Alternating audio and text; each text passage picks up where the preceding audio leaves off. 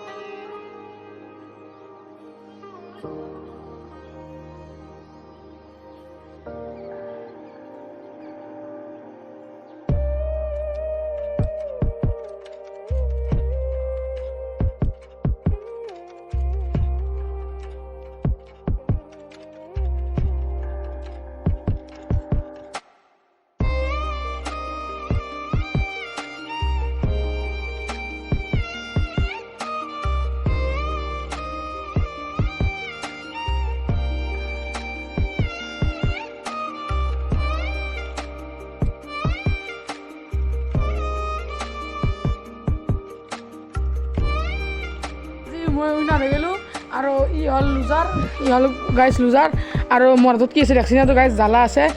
আৰু এই হৈছে লুজাৰ ইয়াক ইয়াক মই জ্বালাটো খাবা দিম খাবা দিয়াৰ পিছত ই অলপ কিবা এটা কথা ক'ব আৰু ভাই আজি কেনে লাগছি আৰু ই আৰু মই কৰিছিলোঁ আজি আৰু এতিয়া ইয়াক জ্বালাটো খাবা দিম খাইছোঁ ভাই জ্বালাটো